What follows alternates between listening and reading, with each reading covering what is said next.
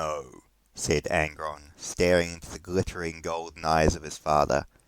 His father's eyes narrowed, and he spoke back to his son in a voice soft yet stern. "You know you will die here if you stay, Angron. You know they will destroy you." Angron laughed a guttural laugh. "Ha! You think I care for such things? Either my blades will drink the blood of the High Riders for everything they have done, or my brothers and sisters and I will die here on this mountain, free, on our own terms, on our own strength, free at last to choose the deaths that we deserve." The Emperor stared back at his son, his eyes narrowing again, before a weary sigh crossed the Emperor's lips. "I can see, my son, you are set course on this action, and nothing I say will sway you. So, instead, I will stand with you." The Emperor drew his glittering golden sword from the scabbard at his hip. As the blade touched the cool air of the mountain, it erupted into a blade of fire. With his offhand, the Emperor raised his gauntleted fist, and the 10 custodian guards surrounding him raised their halberds into battle formations. Angron glared at his father and spoke again. "Leave, father. This is not your fight. Your presence here is not welcome or needed. Leave." The Emperor spared his son a slight glance and spoke in a voice that barely rose above a whisper. "You cannot stop me, my son, and our mutual foes at the same time. You do not have the strength to fight me and them. So there is nothing you can do to stop me from aiding you in this upcoming fight." Angron glared at his father and spoke before turning away. "Stay out of my way, father. This is not your fight. Leave, if you know what's good for you," before turning and walking back to his gladiators. The nails singing in his brain, Angron walked down to his fellow brother and sister gladiators, sparing them glances of approval as he walked by them. He could see them readying blades, chains, spears, and axes as they waited for the oncoming fight. Looking deeper down the mountain valley, he could see the High Riders setting up their positions for their final attack. He could see warriors with laser weapons, slug throwers, and brutal close combat monstrosities preparing to charge up the mountain to face them. Looking down further, he could see that the enemy was about to begin their first artillery barrage, and he braced himself for the fight to come. Shortly after he noticed the cannons, they erupted, lance weapons and artillery rummaging forth, pounding towards them. Hundreds of High Rider guns opened up in a devastating barrage to rip apart the heart of his gladiator army. Only it did not.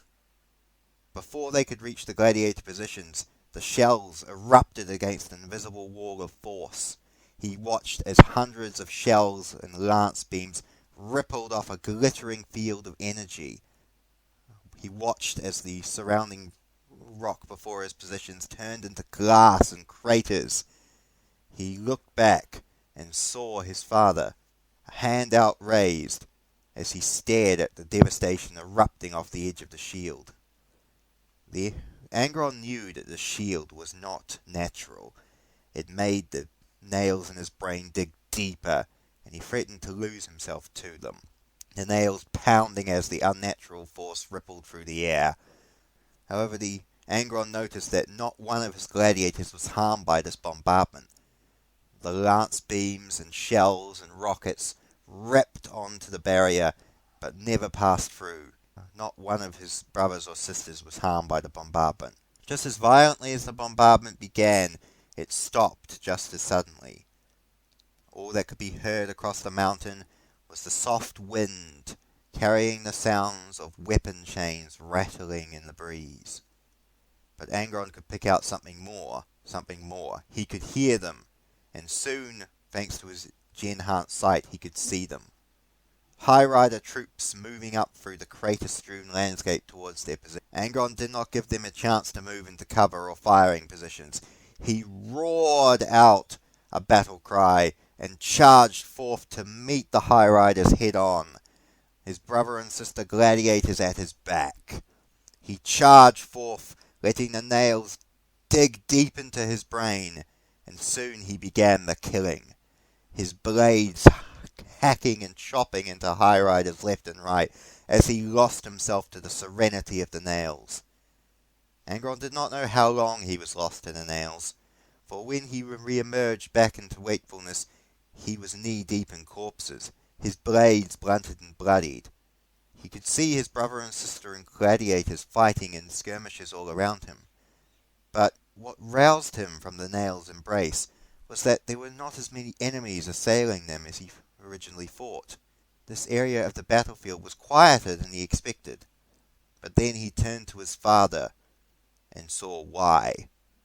The Emperor stood atop a mountain of corpses, his glittering, burning blade taking off heads, the lightning erupting from his fist, incinerating dozens upon dozens of high riders with every blast.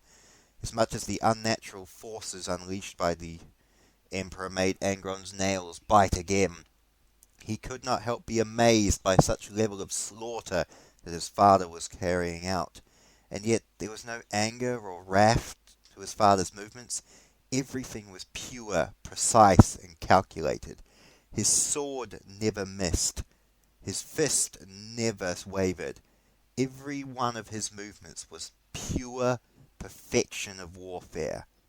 Angron looked over and saw that the custodians were almost as equally skilled as his father, hacking apart, blasting them with their guardian spears, taking off heads, ripping apart High Rider troops as they charged towards him. His father was an inferno, the heart of the inferno of this battle. Angron pushed his way through lesser High Rider dregs, smashing them aside with his blades, before reaching his father. As he looked over, he could see the greater field of battle. The High Riders were concentrating their troops against the Emperor in the centre, leaving many of his gladiator brothers and sisters in only minor skirmishes, and yet he could see his brothers and sisters were falling rapidly around him. He could see old friends, old comrades dying in droves to High Rider blades and guns. His anger flared up again, and Angron threatened to lose himself to the nails, but he fought to his father's side and stood beside him, glaring at his father as he hacked down more High Riders. "We are not going to win. You should not have stayed." The Emperor did not spare a glance to his son and kept fighting. "I tried to say the same to you, if you recall." Angron was not in the mood for humour, and glared at his father again. "My brothers and sisters are still dying. Even if we kill 10,000 of them ourselves, we will not do enough to sway this battle. We will lose everything if we do not win this now." The Emperor looked at his son for the first time in the fight, and spoke. "It is admirable that you have such loyalty for your brothers and sisters. It truly is. Such loyalty and dedication to your warriors is rare in this day and age." "I respect that. However, you fail to understand that I am not going to let your brothers and sisters die, and this battle is far from lost." Angron glared again at his father, a backhand taking the head off a High Rider that threatening to charge him. "So what are you going to do? Going to use more of your witch magic to conjure an army for us?" "Nothing so esoteric, my son," the Emperor mused. "No, I believe it is time for your sons to take this field. Wouldn't you say?" Angron looked again at his father. "My sons? What do you mean? Speak plainly." The nails once again threatening to bite into his skull. The Emperor laughed a soft laugh again. "Just as you are my son, they are yours. They are the warhounds. Your warhounds, I hope. And I believe it is time for you to see how the warhounds make war." The Emperor raised his sword up to the heaven, and Angron followed his gaze. He looked up and he could see hundreds of tear-shaped objects descending from the skies. He looked down and saw that all of them had a red red hound symbol emblazoned on them. He watched as these objects slammed into the earth at the back of the High Rider positions, ripping up High Rider bodies, causing chaos and carnage where they landed. But that was only the beginning. Once these objects had ripped into the ground, suddenly hatches on their sides burst open, and warriors in massive armour emerged. Even from his position high on the mountain, Angron could see that they were far larger than any human he had ever seen before. In fact, they were comparative to the guardians that his father had with him now. Only even then he noticed they were slightly smaller in stature. He watched as these new warriors, these war hounds as his father called him, ripped into the rear of the High Rider positions. He could watch warriors with gun and blade hack apart the High Riders, and he could see the High Riders waving, panic littering their ranks as they reacted to the attack from behind. He watched and could see that these war hounds tore into them, standing back to back with each other, moving to cover each other's backs as they tore into the High Riders' positions. He could see brotherhood and camaraderie in the way that these warriors fought, and Angron was impressed by it. The nails receded a little from his mind as he looked upon these warriors, these sons of his, as his father called them. But that was only the beginning. The Emperor, without saying a word, raised his blade, before turning again to his son and saying, "I believe it is about time that you go meet your sons," before charging forth into the heart of the High Rider's positions, his guardians following him behind. The Emperor ripped and teared into the High Rider ranks. Angron could not help resist a smile before roaring a battle cry of his own and encouraging his gladiators to charge with him. Ripping into them, Angron lost himself again to the nails as he hacked and bludgeoned and fought his way, tearing into the High Riders with every blow. And yet, despite losing himself to the nails, there was a part of him that could not escape the presence of his father. He could see his father hacking and slicing into the enemy through the corner of his view. No matter how hard the nails bit into his brain, he could not help but see his father glittering and golden as he fought the High Riders amongst them. But then he was lost to the nails, until he wasn't. Angron emerged from the embrace of the nails to a battlefield of slaughter. Silent yet still, he could smell the blood in the air, and he looked round at the dead of the mountain. He did not need his Genhunt's sight to see that every one of the High Rider armies that came before his gladiator force was annihilated in totality. Thousands upon thousands of High Rider dead lay strewn all across the mountainside. Looking further still, he could see his surviving gladiators picking their way through the dead, killing any High Rider wounded, and taking weapons and trophies for their own. Looking down further, he finally got a chance and saw the giants that had come from orbit to aid them. Massive armoured warriors, clad in armour carrying weapons far greater than any he had seen before. Looking further, he could see that many of these giant brutes were tending to the gladiator wounded. Medicae officers and giant warriors carrying oversized wrist gauntlets, tending to the wounds of the gladiators that still lived. Looking down further beyond that, he could see packs of these new warriors, these war hounds, as his father had called them, milling about with each other, laughing, joking, patting each other on the back, talking and acting like brothers as well as warriors. Angron could not help be amazed by such camaraderie and such brotherhood amongst these hulking giants. The scattering of rocks behind him caused Angron to turn, and he could see his father.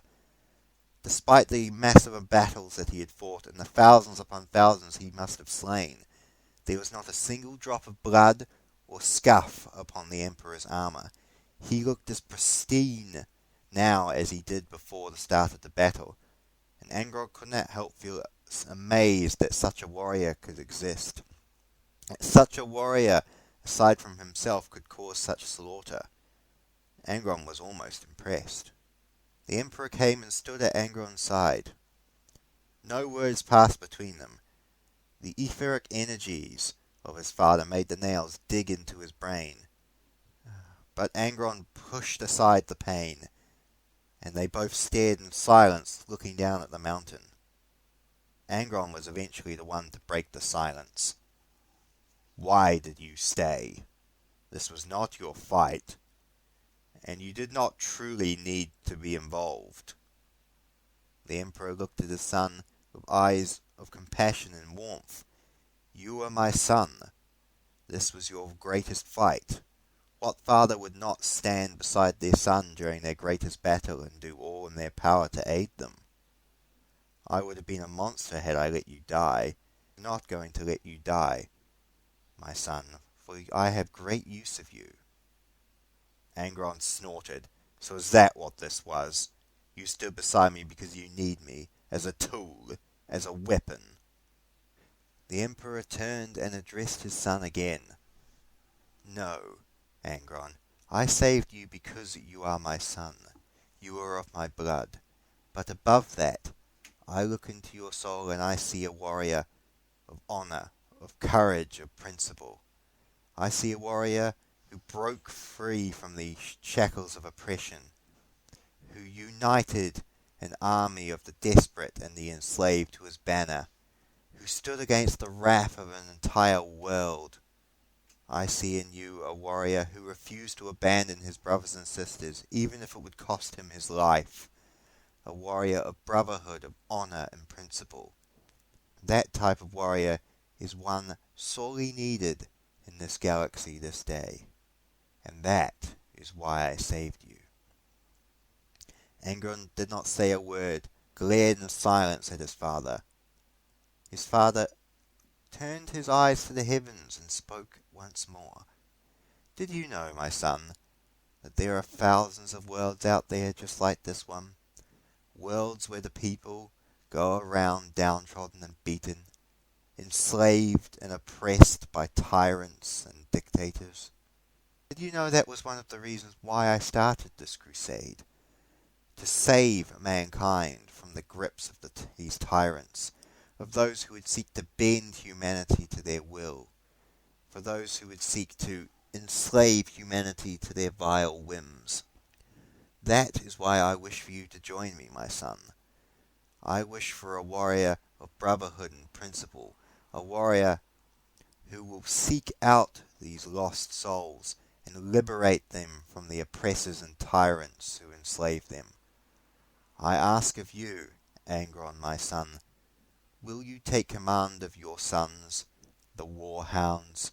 The Emperor gestured below to where the war hounds were mingling amongst themselves on the valley below. Will you take command of your sons and swear your fealty to me? Swear your fealty to me so that we may liberate mankind from these tyrants and oppressors? So that humanity can be in a galaxy where they may be free of tyrants and oppressors. The nails bit into Angron's mind, and he thought about refusing his father's request. He thought about denying him. But his father stood beside him when he had no reason to. His father saved his fellow gladiators when there was no reason for his father to do so. He saw and looked down at these warhounds, and he could see warriors of strength, of brotherhood, of honor. He looked at these warhounds and he could see an army that he would use to liberate the galaxy and cast down all the tyrants and oppressors so that no one else in the galaxy could suffer as he suffered. That no one else could be enslaved like he was. He looked back at his father, doubt in the back of his mind, but clarity also. And he spoke, I swear, Father, that in your name and in the name of humanity I will cast down every tyrant and oppressor in this galaxy. And I will do this in your name. The Emperor smiled and placed his hand upon Angron's shoulder. Thank you, my son. I know that together we shall do such great things.